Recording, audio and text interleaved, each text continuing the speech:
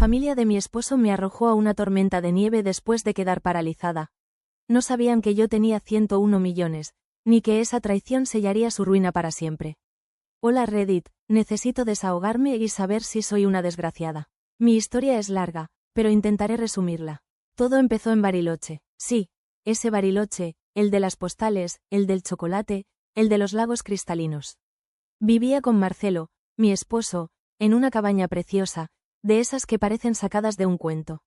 Madera, chimenea, vistas increíbles. Un sueño, ¿verdad? Pues sí, lo era. Al menos al principio. El aroma a pino y leña impregnaba cada rincón, mezclándose con el perfume dulzón de las velas que yo misma hacía. Las mañanas eran un espectáculo. Un lienzo blanco de nieve cubriendo las montañas, el sol tiñendo de rosa las cumbres, el silencio solo roto por el crepitar del fuego en la chimenea. Recuerdo levantarme temprano, envolverme en una manta tejida a mano y contemplar ese paisaje mientras saboreaba un café humeante. Era una vida perfecta, o eso creía. Yo trabajaba como diseñadora web freelance, especializada en interfaces para empresas de e-commerce. Tenía clientes internacionales, principalmente en Estados Unidos y Europa, lo que me permitía ganar bastante bien, en dólares. El tipo de cambio favorable me permitía no solo vivir cómodamente, sino también invertir en acciones y fondos de inversión. Marcelo, por su parte, tenía un pequeño negocio de artesanías en cuero. Hacía cinturones, billeteras, pulseras, cosas bonitas, pero que no se vendían mucho. Digamos que mi trabajo era el que realmente mantenía la cabaña, las cuentas, las escapadas de fin de semana a Buenos Aires o incluso a Chile. No me importaba, de verdad. Estaba enamorada, locamente enamorada de Marcelo. Era Marcelo. Encantador, divertido, siempre con una sonrisa. Alto, de ojos verdes, con una barba cuidadosamente recortada que le daba un aire bohemio. Tenía un don de gentes que atraía a todo el mundo. Nos complementábamos, o eso creía yo. Yo, con mi mundo digital, mis clientes exigentes y mis deadlines. Él, con su arte, su tranquilidad y su conexión con la naturaleza. Parecíamos dos piezas de un puzzle que encajaban a la perfección. Su familia, sus padres y su hermana, Paula, vivían cerca, en una casa más modesta a las afueras del pueblo. Eran presentes, muy presentes, siempre estaban por ahí, para un asado, para un mate, para ayudar. Entre comillas, porque la ayuda solía traducirse en comentarios sobre lo afortunada que era, sobre lo cómoda que vivía gracias a mi trabajo online. Qué suerte la tuya, mi nombre. Trabajas desde casa, en pijama, mientras nosotras nos rompemos el lomo, decía mi suegra con una sonrisa que no llegaba a sus ojos, mientras removía el azúcar en el mate con una cucharilla de alpaca. Recuerdo que la miraba, asentía con una sonrisa tensa y volvía a mi laptop, sintiendo cómo la culpa y la incomodidad me apretaban el pecho. Marcelo, por su parte, se limitaba a sonreír y decir, «Mamá, déjala trabajar. Tiene una reunión importante». Yo le agradecía con la mirada, pero en el fondo, me dolía su pasividad. Que no defendiera mi trabajo, mi esfuerzo. Paula, la hermana de Marcelo, era más sutil. Sus comentarios eran como pequeños dardos envenenados, disfrazados de bromas. «Vas a comprar otro par de zapatos, mi nombre. Con lo que ganas, debes tener un armario como el de Carrie Bradshaw», decía con una risita. Yo me encogía de hombros y respondía con evasivas, sintiendo cómo la sangre me subía a las mejillas. Marcelo, otra vez, se limitaba a reír. «Deja a mi hermana, mi nombre, es envidiosa». Y yo, otra vez, me tragaba la frustración.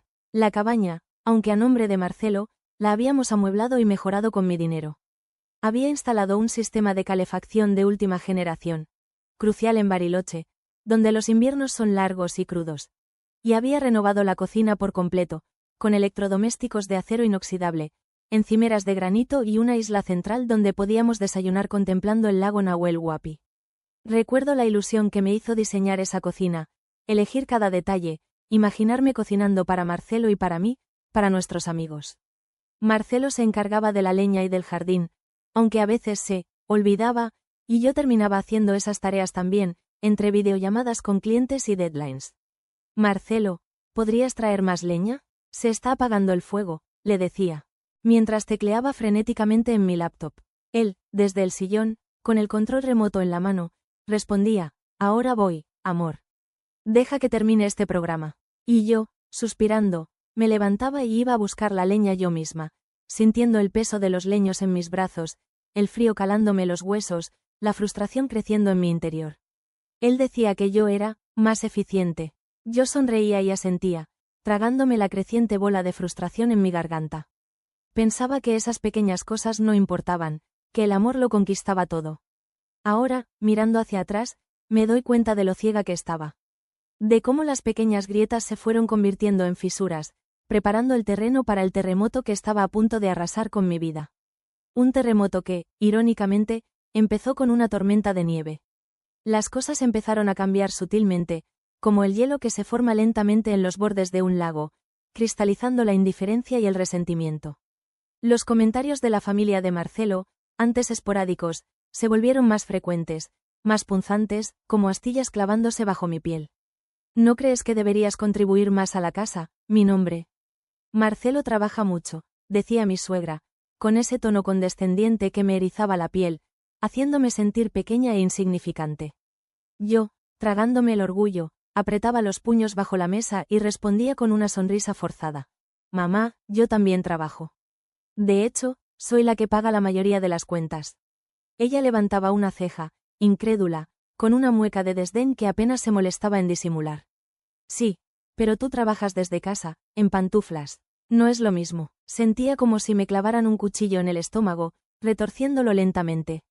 ¿Acaso mi trabajo no valía porque no implicaba salir de casa, sudar, ensuciarme las manos?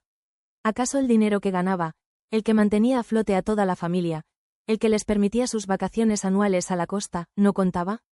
Marcelo, en lugar de defenderme, se mantenía al margen, con una expresión de fastidio en el rostro, como si mi simple presencia le irritara. Ya está bien, mamá. Mi nombre, trabaja mucho, decía, sin convicción, sin mirarme a los ojos. Su voz era plana, desprovista de cualquier emoción, y su mirada se perdía en algún punto indefinido de la pared. Su pasividad me dolía más que las palabras de su madre. Era como si, poco a poco, él también empezara a creer que yo no hacía nada, que mi trabajo era un juego, un capricho. Un hobby frívolo que, por alguna razón inexplicable, generaba más ingresos que su noble trabajo artesanal. Los pequeños detalles se acumulaban, como copos de nieve antes de la avalancha, cada uno de ellos un diminuto cristal de hielo que contribuía a la masa gélida que me aprisionaba. Marcelo, que antes me ayudaba. O al menos lo intentaba.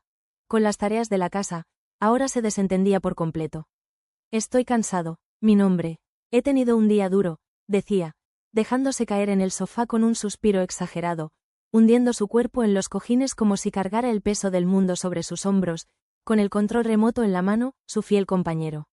Yo, después de una jornada frente a la computadora, lidiando con clientes exigentes, plazos ajustados y las fluctuaciones del mercado internacional, tenía que cocinar, limpiar, lavar la ropa, alimentar al perro.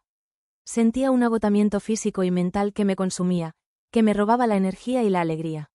Marcelo, yo también he tenido un día duro, le decía, con la voz cargada de frustración, sintiendo cómo la tensión se acumulaba en mis hombros, en mi cuello, en mi mandíbula.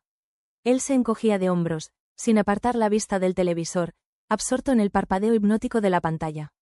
Pero tú trabajas desde casa, replicaba, como si esa fuera la excusa perfecta para no mover un dedo, para delegar en mí todas las responsabilidades domésticas.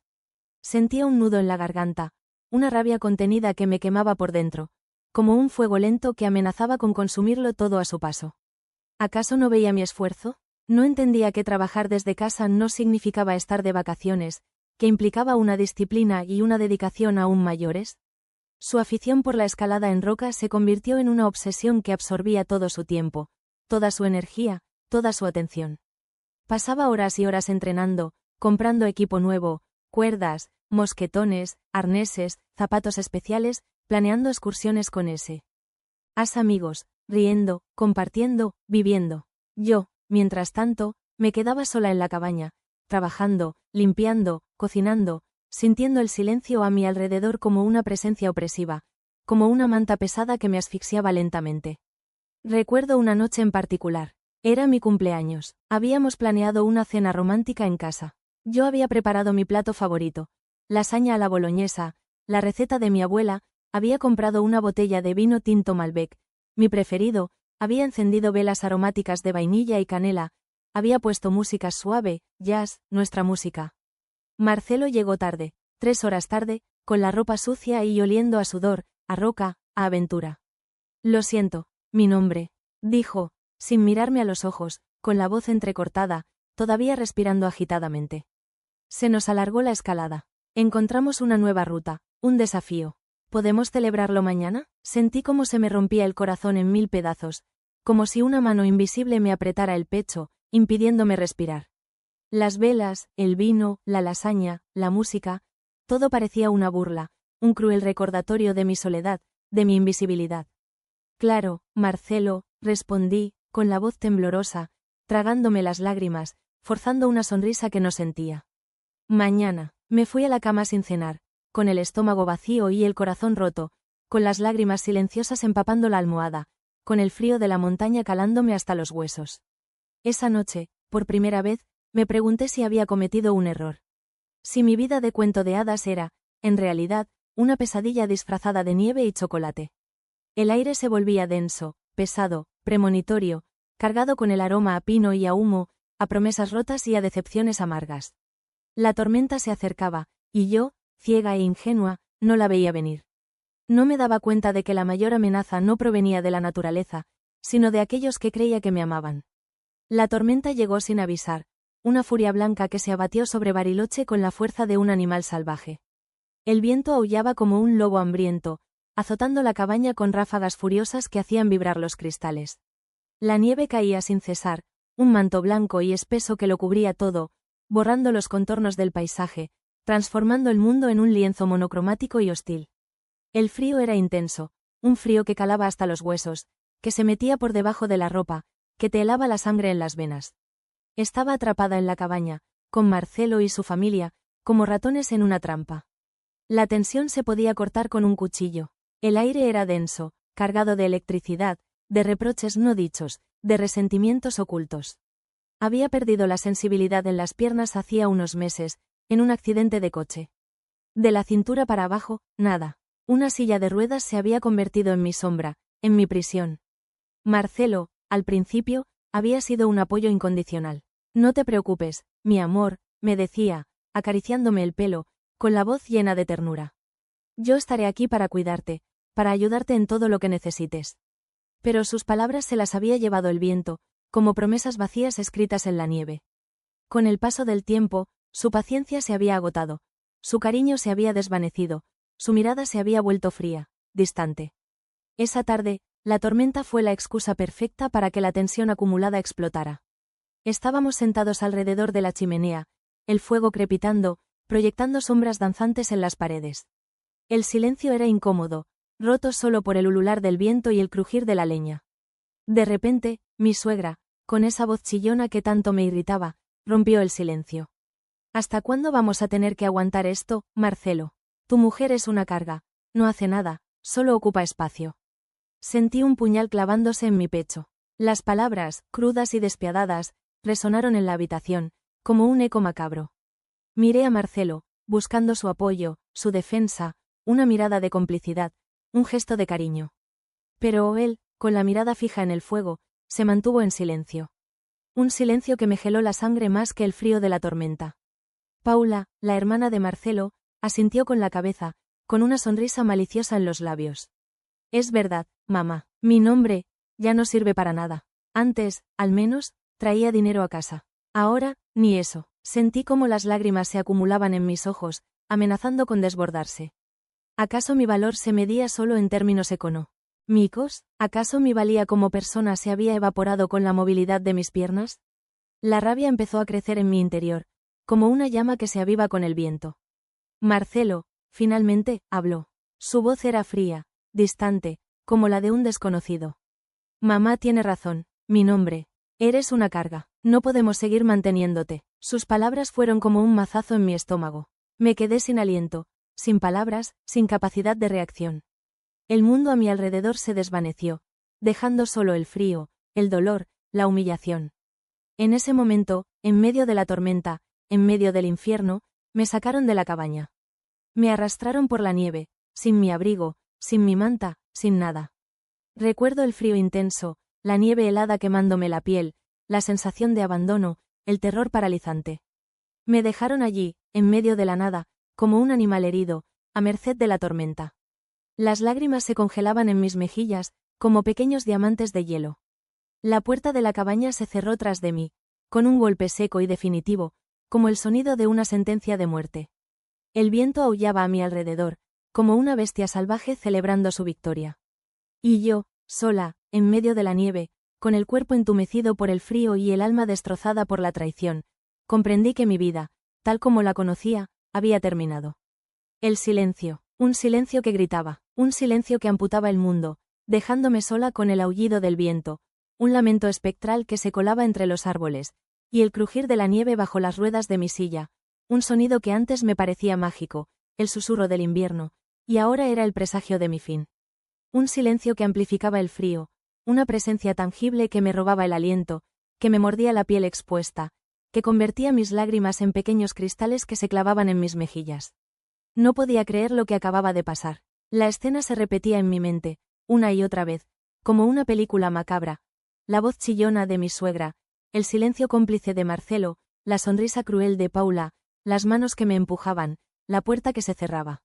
¿Me habían echado? ¿De verdad me habían dejado a mi suerte, en medio de una tormenta de nieve, paralizada, indefensa, como un desecho que ya no les servía? La incredulidad se mezclaba con el terror, con la humillación, con una rabia sorda que crecía en mi interior, como una brasa bajo la nieve.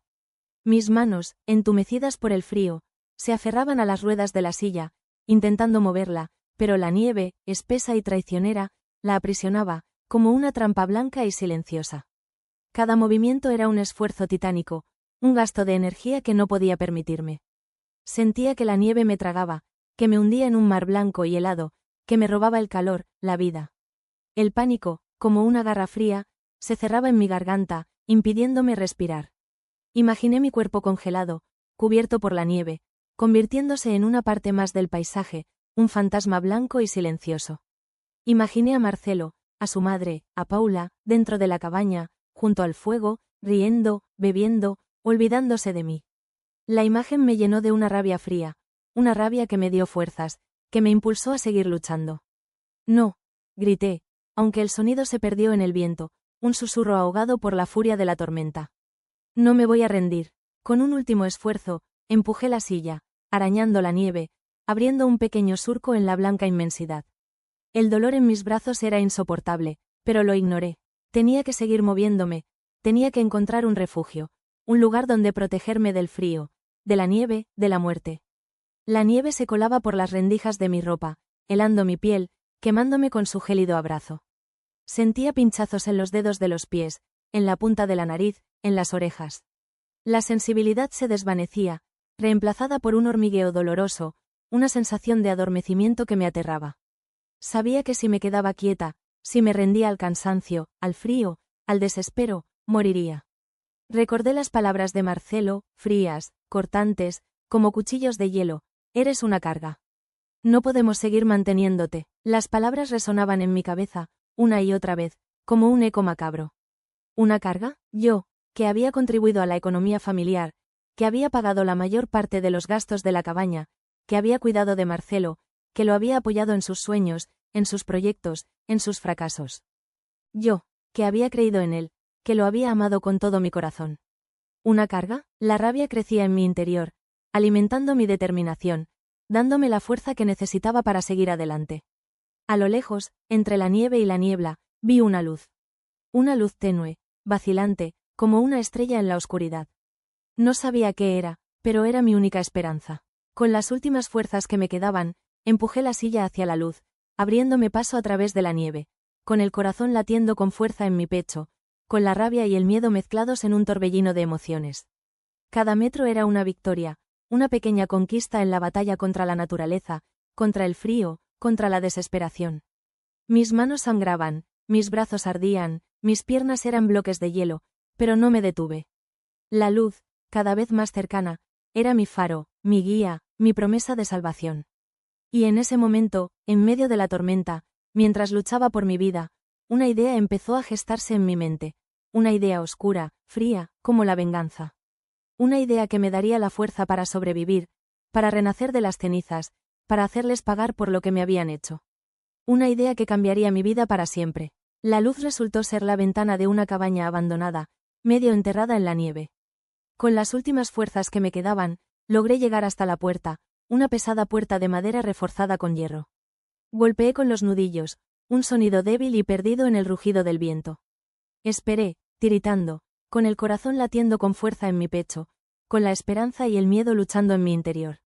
Nada, volví a golpear, con más fuerza esta vez, poniendo todo mi peso en el golpe. Un sonido hueco, como un eco en la inmensidad. Y entonces, un milagro. La puerta se abrió, chirriando como un lamento. Un anciano, con el rostro surcado de arrugas y los ojos azules como el hielo, me miró con sorpresa.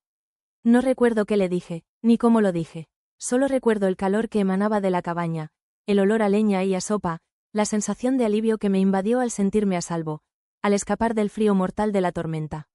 El anciano, sin mediar palabra, me ayudó a entrar, me sentó junto al fuego, me envolvió en una manta gruesa y me ofreció un tazón de sopa caliente. No preguntaba, no juzgaba, solo ayudaba. Y en ese silencio, en ese gesto de bondad inesperada, rompí a llorar.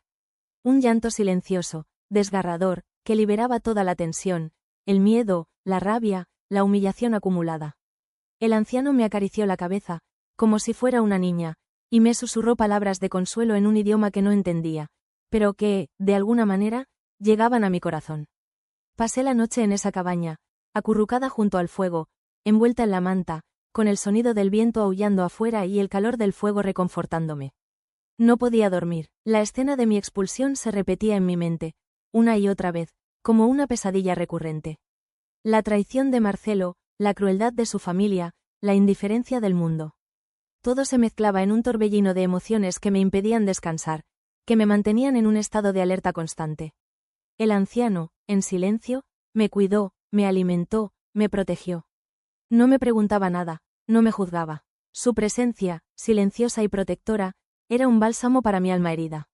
Al amanecer, la tormenta había amainado. El sol se asomaba tímidamente entre las nubes, tiñendo el paisaje de un rosa pálido, como una promesa de un nuevo comienzo. El anciano me ayudó a contactar con un servicio de taxis que me llevó al hospital más cercano. Allí, me atendieron por hipotermia y congelación en las extremidades. Mientras me curaban las heridas, mientras me administraban medicamentos para el dolor, mientras me hacían pruebas y análisis, esperaba una llamada, un mensaje, una señal de Marcelo, de su familia. Algo que me dijera que se arrepentían, que estaban preocupados, que me querían de vuelta. Pero el silencio era absoluto. Ninguna llamada, ningún mensaje, ninguna muestra de arrepentimiento. Nada, solo el silencio, un silencio que gritaba más fuerte que cualquier palabra, un silencio que confirmaba mis peores temores. Me habían abandonado, me habían desechado como si fuera un objeto roto, un trasto inservible. Y en ese silencio, en esa ausencia total de remordimiento, la rabia se apoderó de mí, una rabia fría, calculadora, que me dio la fuerza que necesitaba para seguir adelante, para reconstruir mi vida.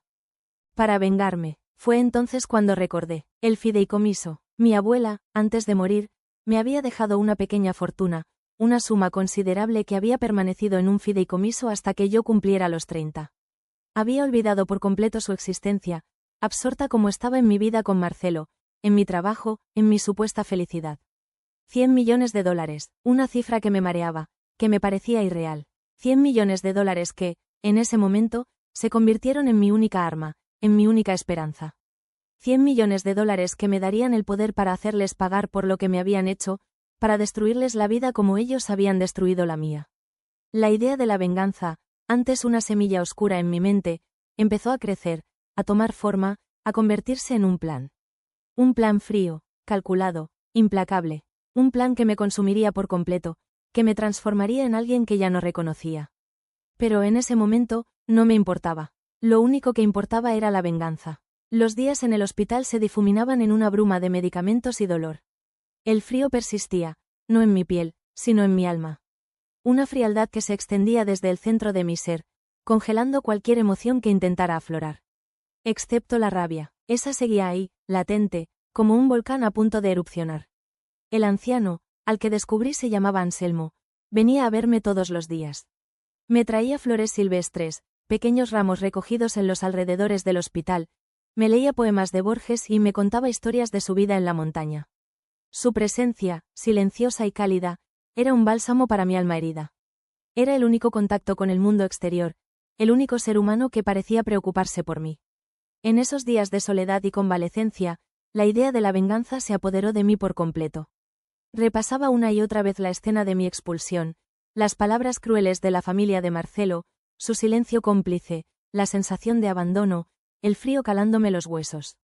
$100 millones, la cifra bailaba en mi cabeza, como una promesa de justicia, de poder, de revancha. Podía usar ese dinero para reconstruir mi vida, para empezar de nuevo, lejos de Bariloche, lejos de los recuerdos, lejos del dolor. Podía comprar una casa en la costa, en España, en Italia. Podía viajar por el mundo, conocer nuevas culturas, nuevas personas, nuevas experiencias.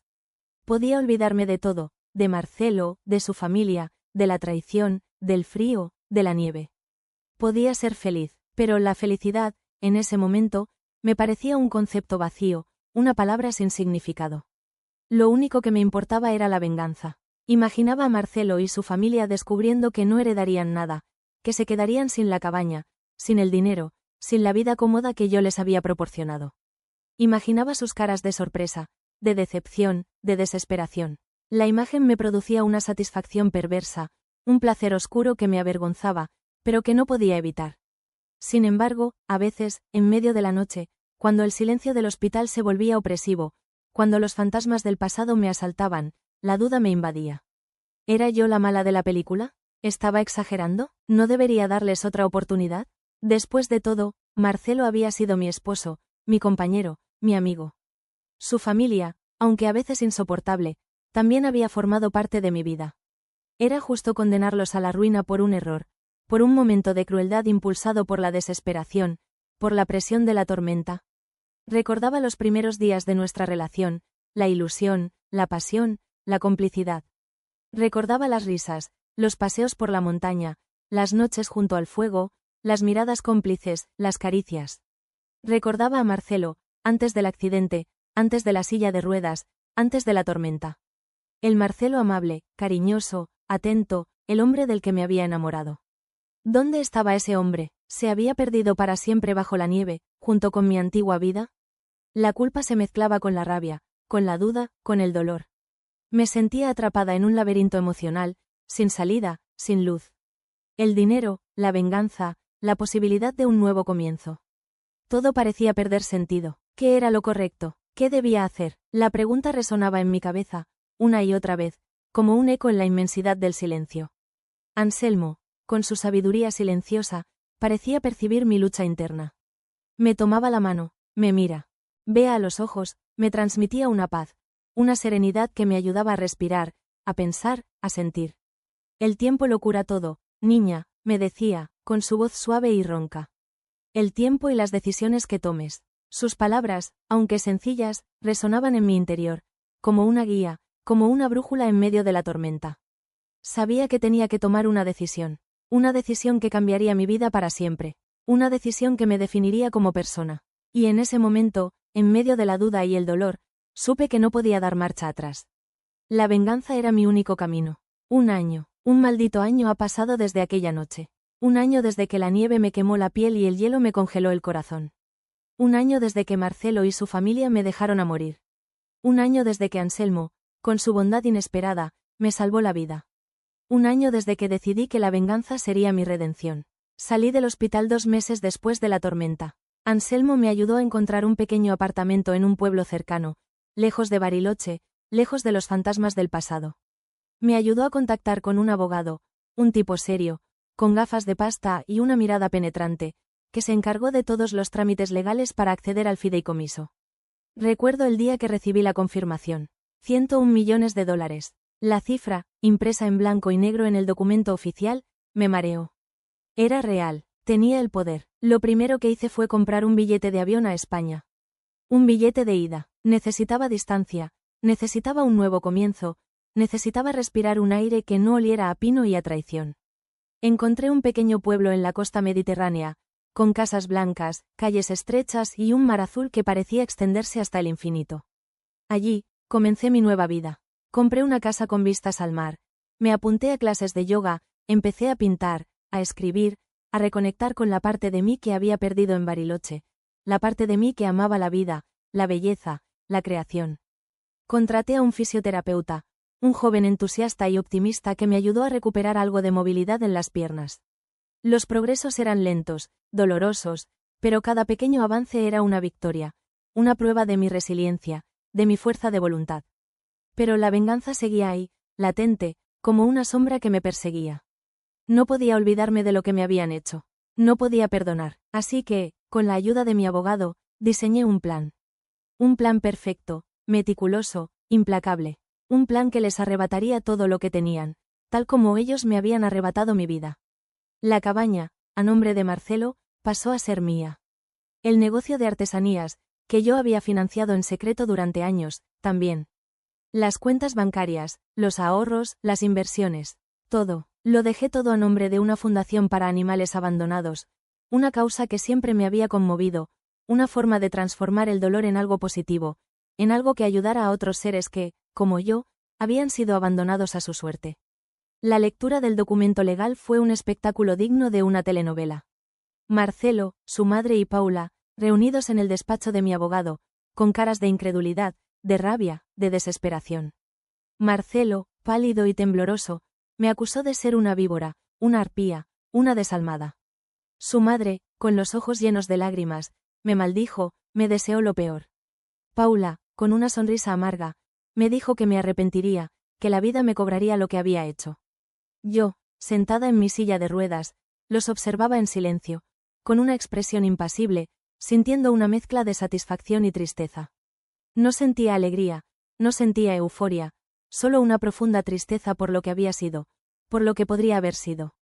Ahora, un año después, vivo en mi casa frente al mar, con el sonido de las olas como banda sonora de mi nueva vida.